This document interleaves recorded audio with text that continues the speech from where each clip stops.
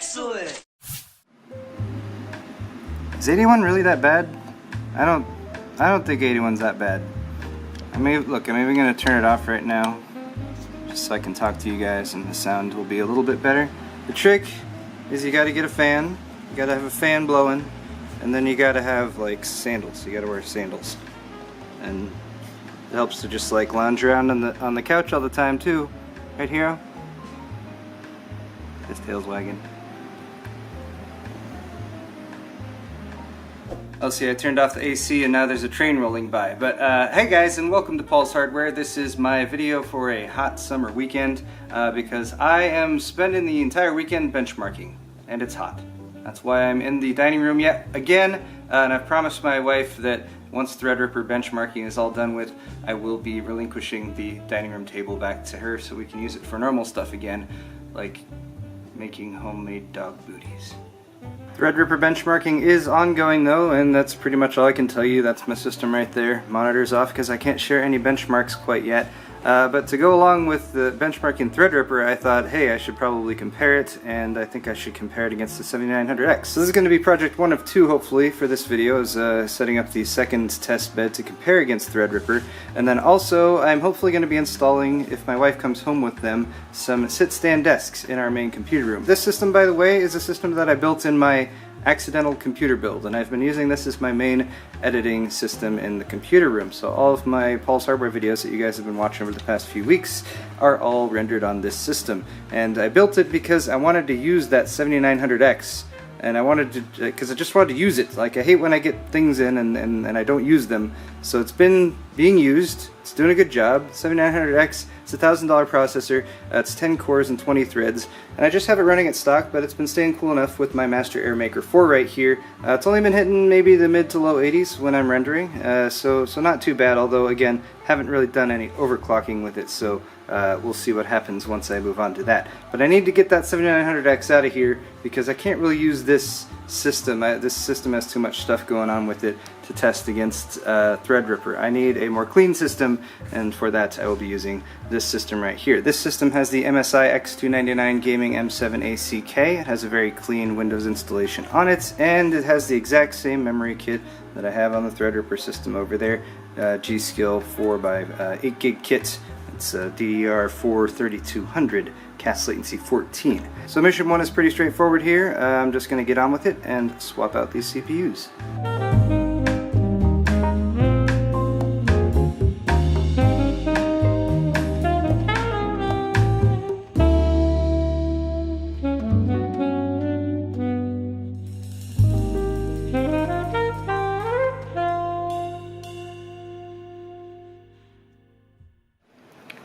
It's like nothing ever happened. So we're going to postpone the computer room upgrade project, the sit-stand desks. We'll get back to that at a later date. Today we're going to go and get some wood, because if you guys recall, my HTPC project is still sort of in the works. It is functional, but it's still just sitting kind of on top of the subwoofer in the... Pardon me, sir. If you guys recall the HTPC though, it's still just kind of sitting on top of the subwoofer in the living room. So I want to wall mount that, and I have an idea of how to do that. So we're going to a place called Tool Peak Lumber, or it might be Thule Peak. We'll figure it out how to pronounce it when we get there, and we're going to see what kind of live edge wood slabs they have. And then we also brought the dogs because we didn't want to just leave them at home, and my wife's here too, and she's awesome.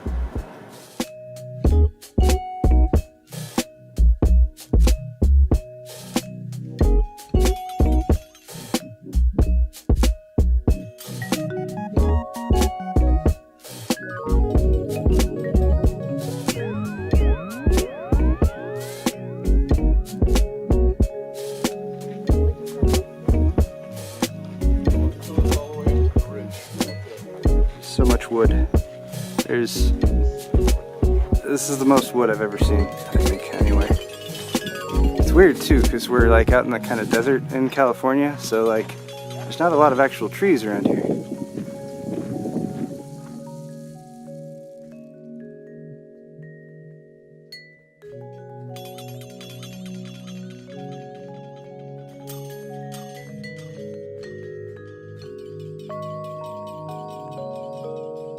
I'm going to ask you to pick this up. Don't let it slip. It's on the heavy side. Okay. This is an engineered cookie. Is it engineered cookie. Is it empty inside? Nope. It's wow. Built like an airplane wing. And these are the vine trimmings from a vineyard. Oh. This is what they would normally throw away, and we reproduce it as a serving tray. That's really cool. Pick it up, it weighs a pound. Wow.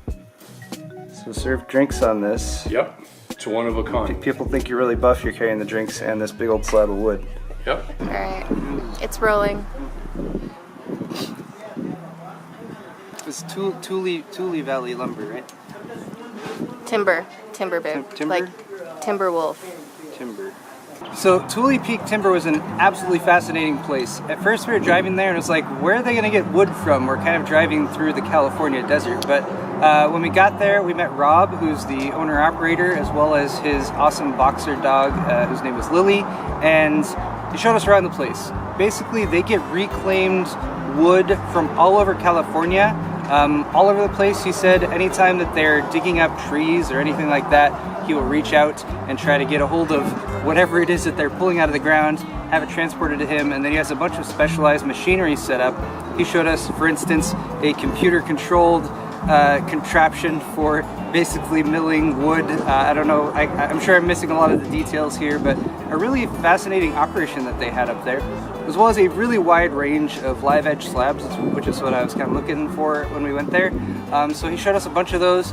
He advised that we get kiln dried ones to make sure that any bugs or critters that might be inside them are dead. So we did find a piece of wood. So mission was successful overall. We found a piece of wood, and it was a really cool thing actually to go and see. So I don't know, if you happen to be in the Temecula area, it's only about 20 to 30 minute drive outside of Temecula, and it's cool to just go up and check out. You do need to get in touch with them first and make an appointment, but I will put a link in the description to their website if you guys are at all interested. But after that, we came here to where I am right now, which is the Bailey Vineyard here in Temecula, and we've been enjoying a lovely lunch.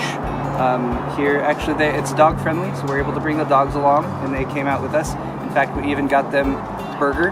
The Bow Wow burger. We got the Bow Wow burger for the dogs because they have a pet menu, and they devoured it. Hero does have the size advantage on Nori though, so I guess he's just throwing his weight around a little bit. But we had a lovely meal here for lunch, and what are we doing now? Are we going home? We are wine tasting. We're gonna do some wine tasting next. So let's go taste some wine.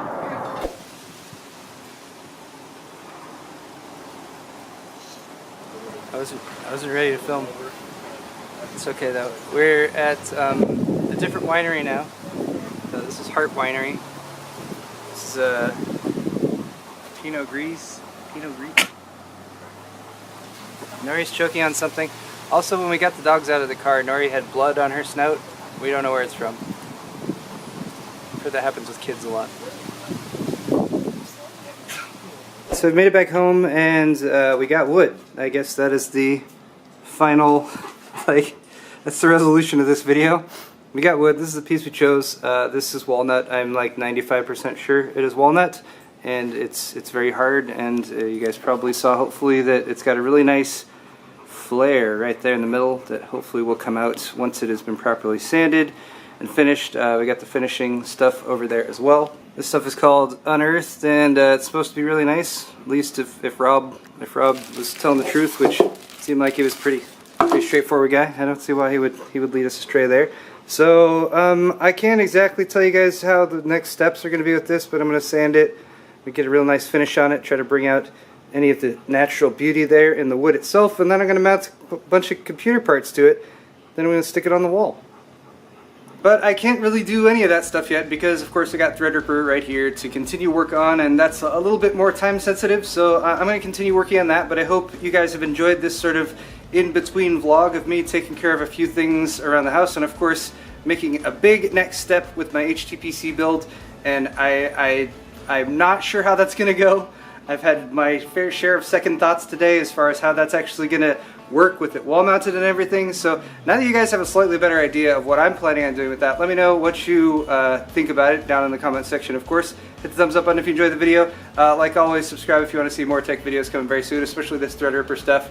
It's looking pretty good so far. I can't really say anything beyond that. Anyway guys, thanks again for watching this video, and we'll see you next time.